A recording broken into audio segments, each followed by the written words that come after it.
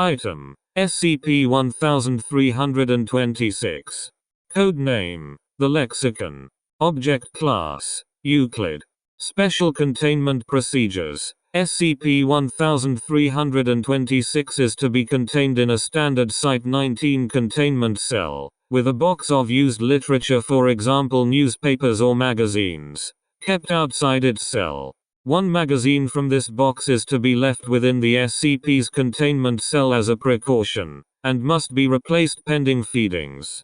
Every 3 weeks, a staff member is to feed the SCP by bringing the book kept inside the containment cell within 30 centimeters of the SCP's front cover and held in place until activity ceases. Then discard the magazine in question and replace it with another paper from the box outside SCP-1326's cell. Should the SCP release SCP-1326-2 due to failure to perform aforementioned procedure, SCP-1326's containment cell is to be kept on lockdown until all instances return to SCP-1326. At which point lockdown may be lifted and the magazine absorbed during the event must be replaced ASAP. All readings of SCP-1326 contents must be performed by D-Class only, and any content deemed safe and/or useful to the Foundation is to be transcribed and stored on a Foundation computer under Document 1326 to 1382.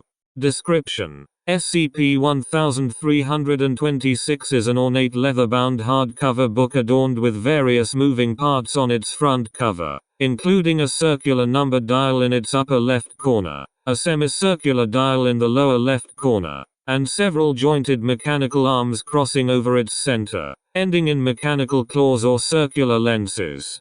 SCP-1326 is secured by a lock on its right side, designed to fit a small key designated SCP-1326-1.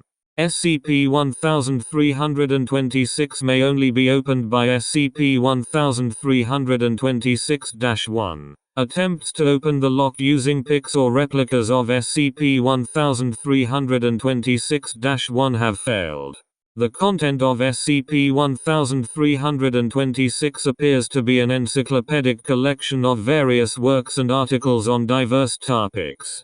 The nature of these entries varies between known works by known authors, altered versions of known works, or unidentified works covering known or unknown material, some of which may be related to SCPs under or out of Foundation custody. The content yielded by SCP-1326 when opened may be changed by inputting index numbers via the dials on the book's front cover. These numbers do not appear to follow any sort of classification system, as no correlation has been found between the index values and the contents they yield. If SCP-1326 is brought within 1 meter of another book or written document, the arms on its cover will begin moving of their own accord in order to line up the lenses on the ends of these arms with the document in question. Once aligned, the lenses will emit a blue light and scan the document for approximately 5 seconds, then return to their original positions. Testing has confirmed that this behavior is a means for the SCP to acquire new information, which will be presented in readable format under an apparently random index designation. How SCP-1326 is capable of identifying sources of information is unknown, though staff theorize it may possess a certain degree of sentience. It is also possible that the book simply reacts to repeating symbols or patterns, as it has been observed scanning Foundation staff name tags or groups of ceiling tiles, though such scans have been noted to be shorter than scans performed on complete books or written papers. It is advised to provide SCP-1326 with new material on a monthly basis, as the object will become hostile if not fed regularly. See Incident Report 1326 for details. Incident Report 1326. Incident Report 1326. On after 30 days without feeding, SCP-1326 opened of its own accord and released a swarm of entities resembling large arachnids, henceforth SCP-1326-2. These beings acted as an organized unit and proceeded to gather all objects relevant to data storage within the containment chamber, including loose documents, computers, and file cabinets, and bring them to SCP-1326, where they were data expunged and absorbed into the book. As the chamber was not locked at the time, SCP-1326-2 proceeded to breach containment and continue this process with the surrounding offices, resulting in the loss of Foundation computers as well as Dr. R, who had been data expunged into SCP-1326 after attempting to destroy several instances of SCP-1326-2. After several minutes of activity, all instances of 1326-2 returned to SCP-1326's containment chamber, at which point the latter opened automatically, revealing a dark corridor extending past the thickness of the book.